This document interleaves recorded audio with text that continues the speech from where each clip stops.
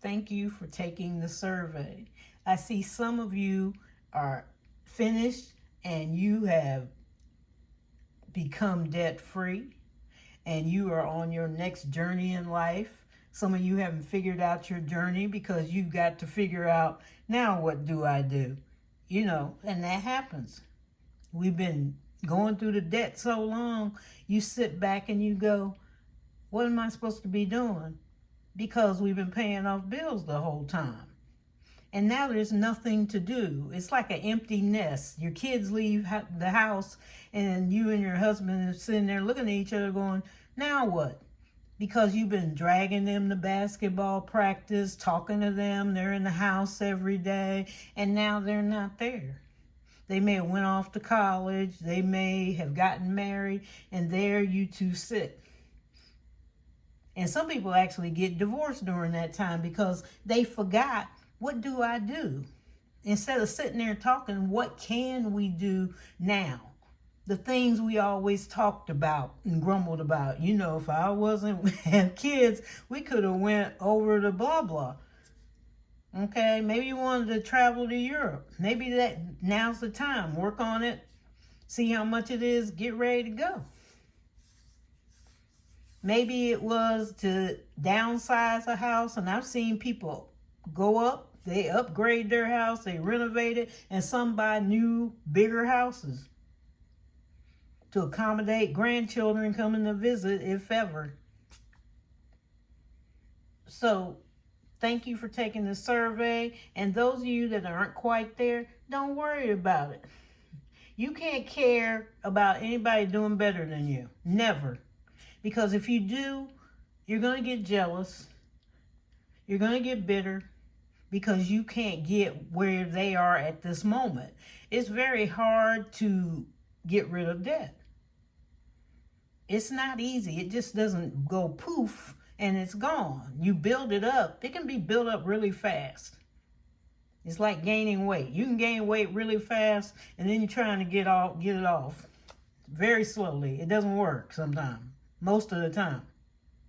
And debt does the same thing. You swipe that card, you spent that money, you signed for that loan, and now it's just sitting there and it feels like forever. But we can't be in fear of that. Our life is built for fear. Life, L.I.F.E, living in fear evolution. That's what we are all the time. We're afraid of everything. Somebody's going to break into the house. The hurricane is coming. The medical problem is coming. My body's not acting right. The car light came on. The car doesn't sound right. I heard the house creak, and it wasn't settling. There's water coming through the roof. Oh, my child, they called me from school, got hurt. Off to the hospital. The dog and the cat need surgery. I have to put the cat down. There's always some type of emergency because life is just risky. Okay, it's just risky, and you have to decide when you first start, you're going to take that risk. It's a risk with everything. It was a risk if you were born. It's a risk of what school they're supposed to be at. Are they kids are going to be happy? Kids got their own risks. Do they like me? And if they don't, what do I do? Is my child going to be hurt at school? My child staying after school? It's dark. They got to walk home. You got to walk home maybe from work. You got to go through the driving skills of post-COVID people now driving and they're losing their mind, turning around the middle of the street. You may not make it home. Life is just a risk. And we just have to go through it. Like I said, we're living in fear evolution all the time.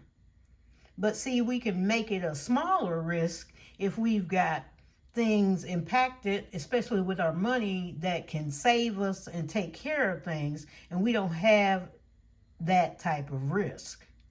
You've got your money. People that have their money, and that doesn't mean wealthy people, middle class, the rising stars, If you got your money in place and where it's supposed to go, your risk is gone.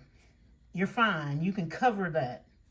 I can do that and not sit there and worry about somebody who may be doing better than me. I told you I don't care. I don't care if you're doing better than me. I don't care if you're driving a Lamborghini. How nice. Not that I don't like them. It's I can't care. I got too many things, other things to do.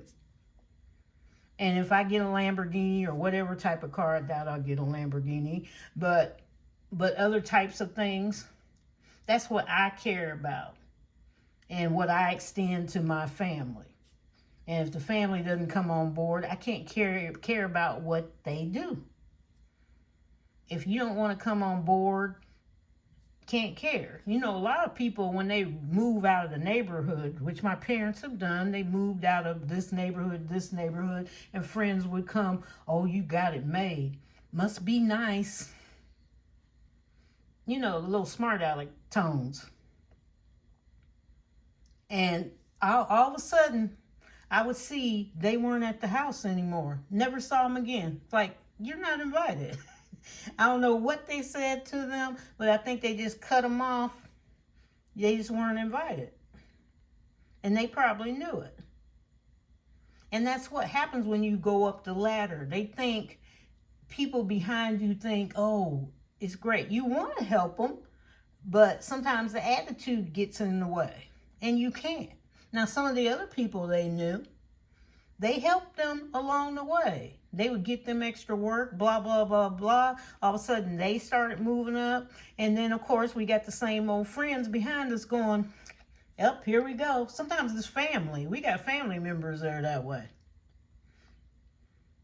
But we had vowed as a family, as a nucleus, we're not going to act that way. The only thing we're going to act on is we will be cordial, we will be nice, but if you're going to be a smart aleck and do all the things you do, but maybe you don't need our help. There's nothing we can do. We can't get your mind to change. But life is a risk. You know what happens and we're living in fear all the time. Living in fear evolution. When you did your debt confession, which really should be your first thing you do if you're going to be a cash stuffer on YouTube. I see some of them start with cash stuffing, and I'm looking for the budget, like, well, what brought you here in the first place? Don't cash stuff. What happened? But the debt confession, if you remember back whenever you started it, was probably traumatic. I think it was traumatic. You hear it in the voice. You hear it's traumatic for all of us because you're laying out your fears to strangers on YouTube, and you never let them out even to your family. They don't know how bad it is. And here you are in this humongous debt, or what may be humongous to you. Somebody can owe $10 and feel like they're in debt. But you shouldn't be in fear that long. I was I was more traumatized over the debt. I wasn't worried about who was listening to me on YouTube. I was like, oh my goodness. Can't you know that you've racked this up? It hits you in the face. But I don't care what you're doing. I have to save myself, and you have to save yourself. You have to care about you. You came into this world alone, you're going to go out alone. They may be surrounding you, but you're leaving by yourself. 2 of you, 3 of you may go at one time, but you're by yourself. You're still going by yourself. You're going to close your eyes and off you go. If your eyes closed, but off you go. You're going to be away. And we have to think about, what are we doing? What legacy are we leaving? What you do now can affect grandchildren, great-grandchildren, or even just the legacy that you leave. So let's not live all the time in fear. Life is scary. You know, it's a risk. It's a risk to go find the right bank. It's a risk to pick the right school for your child. It's a risk for even people of color to walk out. It's a risk for Caucasians to walk out. It's a risk for any minority or anybody to walk out. You go out, you don't know if you're coming back. Life's just a risk. You may turn that corner and all of a sudden, you know, you may hit a deer. A deer ran across right dead in front of me, probably about 5 inches. Barely made it. And there was no way, if he hadn't got out the way, nope, wouldn't have been able to avoid the collision. He just happened to be just a teeny bit faster. So we have to keep our life together, because like I said, it's a risk. You don't know whether you're going to be here tomorrow or any minute or even till the end of the day. And you have to treat people the way you want to be treated and not second guess people and think what they want out of life. It's not your job to do that. I always listen to what's going on with the politicians, the American people. Well, I didn't vote for that. You know, I don't remember saying that.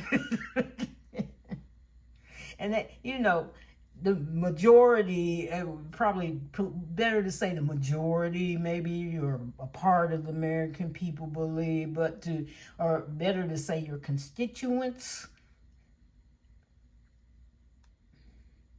It's okay to say they should have. Yes, we should have whatever, a stimulus check. They should have. But, you know, we get a lot of them, the American people, and we're going, I don't remember saying that. But all I can worry about is me and what my thoughts and beliefs could be to make it better for me and my family and my friends and other relatives. So that if they need help, okay, we got this. So do what you have to do. Think of yourself first and what you need to do if it's in a budget to get out. I had to think, I was doing the Dave Ramsey thing, which is fine. But I couldn't do the baby steps. It was counterproductive because I have different things going on in my life at different places.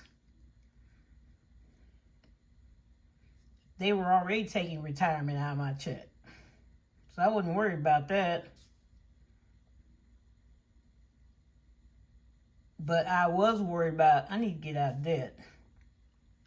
So I had to reverse things around when you look at my other video to work for me. I couldn't be following everybody all the time and came to that revelation because I cared about me. I cared about getting out of debt much quicker than what was going on. It was like, I can't just keep going with this. It's good. He's good kind of if you're starting at the beginning and you need to get disciplined on paycheck to paycheck. Sometimes depends on the person. But after that, after you get your strategies with me, I couldn't do it. It's like I got other things in my life. I got credit cards to deal with. I work with credit cards with my business. It was me being disciplined enough, like you got to deal with these credit cards and you got to learn to work with that credit card.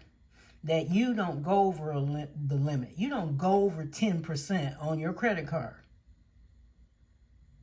And I keep it that way. It's 10%. My credit cards, they 10. It's like, nope, we're not doing that. And I pay them off at the end of the month.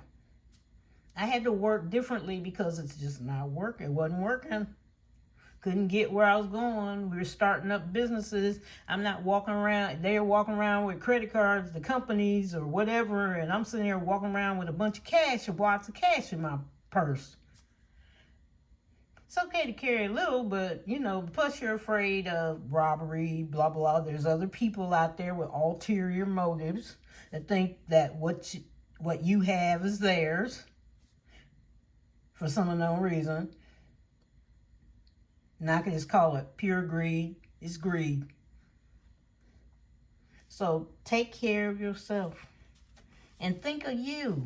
You got to think of you and your family and what needs to be done. And if you're trying to get out of debt quick, okay, do it. Shout outs to Teresa's Life budgeted, Latina and her debt, a Latina and her debt, the traveling and saving chief, budget to blessings, Kingdom Planet, budgeting D, and sassy stuffs. And I also did the playlist for, because they need watch hours. So I just sat there, we were sitting there watching Frugality is Life and Hop into Budget with Bunny. It was somebody else we watched third. Can't remember, but I did watch their channel so they could get their watch hours and get monetized. Somebody else. Oh, we watched Managing Mona's Moolah. Yeah. So that's what we looked at. So we are going to do the vacation binder. We're just going to do one because I got $70 worth of fives. And we're going to do that. Let me get our dice. And we're going to do number 3, which is the Dominican Republic.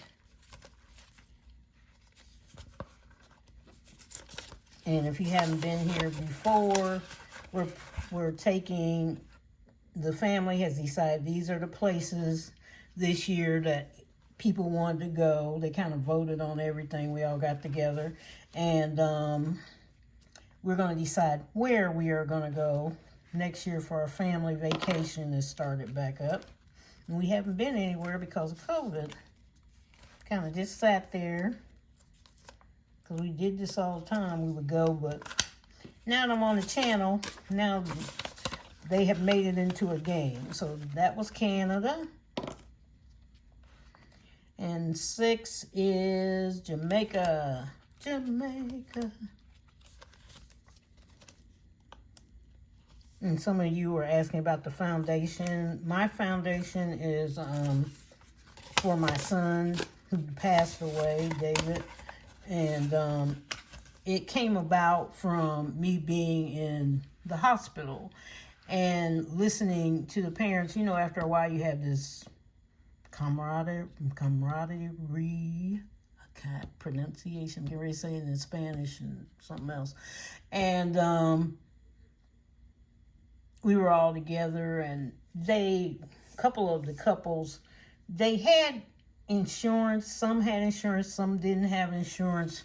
Some, you know, but the deductible would have been just enormous. I know my hospital bill for him was $99,000 and some dollars and change when it was finished, and the deductible on that, you know, at that time would have been just horrendous. You know, I would have been able to pay it, but, you know, but it was just the idea. But these parents did not have a way to pay it. You know, some didn't have insurance. Some, it was a strain. They already had other kids or something. He was in a children's hospital. And they had programs, you know, you can sign up if you were low income, but these parents and me, we didn't qualify because I know they gave me a form. Well, fill this out. I said, I'm not going to be able to qualify for that because they think I make too much money. So I said, no. I said, it's a good idea. But the hospital wanted to put it in, and then they come tell me you're denied. I said I didn't put it in because I already knew. That's why I didn't put it in, you know. But my insurance, thank goodness, I had like double insurance. I had insurance that covered, you know, the 80%, and then I had insurance that covered the 20%. So they, you know, they were covered. And thank God for the guy that I worked with, teacher, at the time, he said, you know, you need to get this insurance because if something happens, and I had it on there and it covered us. You know, my daughter had to have surgery and everything. I had surgery, of course, and but it covered everybody 100%. My husband, before he passed, he used up quite a bit of it. You know, they got how much you used, and they covered everything. And he was in there quite a bit because of the thing that had happened to him that I tell you about. He brought upon himself. I told you there's a bunch of scandals over here, but you know, you could write a book. Just a book. All right, did I put something in there? Okay, if not, 6, we'll be in trouble. Okay, Jamaica again. Just to say, if he didn't, you're gonna put it in there now. But that's what the foundation is for, helping people pay things they can't pay for. You know, that's what I'm doing. Because I've seen it.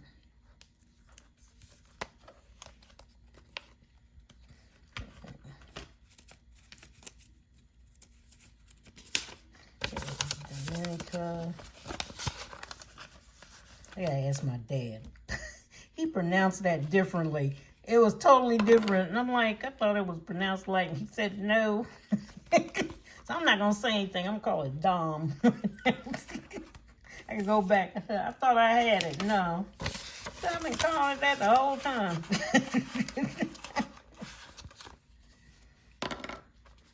Really? That's the one he's wishing for anyway. Oh my goodness. You're wishing too hard, aren't you? Okay, 6. And we can tell Frugality of Life is over there going, yes. I think she said this is where she's going for Christmas. And budget with Fatima, she be running all over the place. I'm ready to go. She makes you want to leave now. I'm thinking, where else can I go besides? I'm ready to go now. I'm like her. Leave. Egypt. Okay, how much we got left? We got $20. 3, you guys. 3. Which is Dominican Republic.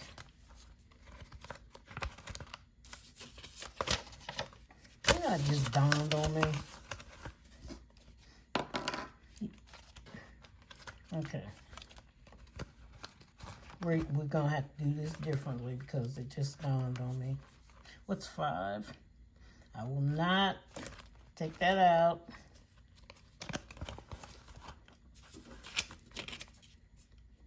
Israel.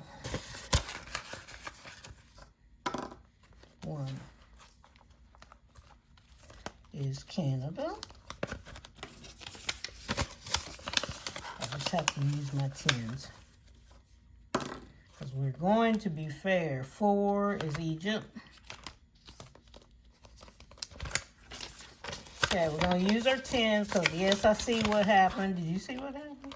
No, I didn't see what happened. Okay, we're going to have to go this way. Leave that alone. All right, I got 10s. Yeah, I got 10s. So I had $70 worth of 1, 2, 3, 4, 5, 6, 7. It's not that. Okay. 1, 2, 3, 4, 5, 6, 7. Okay. All right. We're going here. We're going to pretend this is 1 because I'm supposed to have 2 of these. I knew something. 1, 2, 3, 4, 5. The UAE.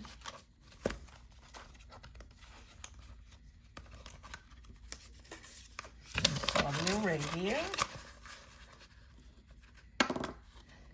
3 is Puerto Rico.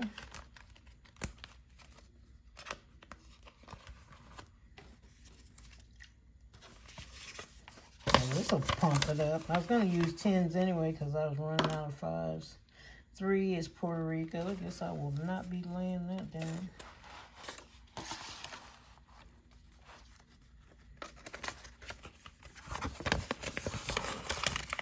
See, when life messes you up, just fix it. That's all you can do. And people make mistakes. That would be Paris.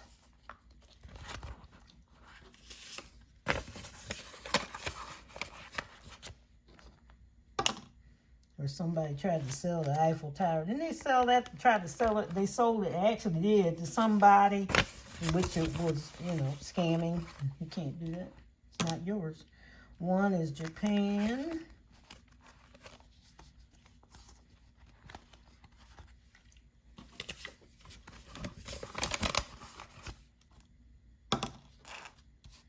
Five is 1, 2, 3, 4, 5. The UAE. And if you didn't see what I did, I should have had 2 dice so that I have 12 countries. So it would be 12 and they all get in there. And didn't, and then just fix it as you go. Enjoy yourself. Okay, 1 is Japan. Make sure everybody has a chance. 6 is the United Kingdom.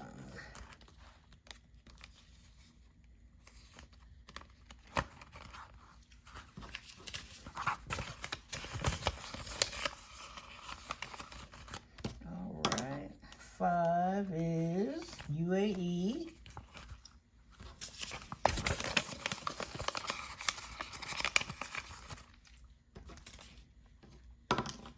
3 is Puerto Rico.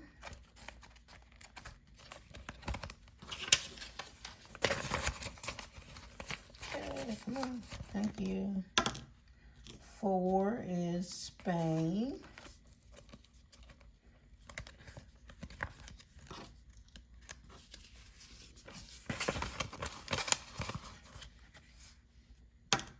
6 is the United Kingdom. I have a lot of cash stuffers at the United Kingdom. Hello. And 2 is Paris. I got some over there too. There we go. We're done. It's getting close. We're going to know who's there. And thank you to Budget for Success for your comments, and Denise and the rest of you, thank you so much. And to my members, hello, and I hope you're doing okay. The Nightlife and Hopping the Budget with Bunny. So take care. Love you all. Bye-bye.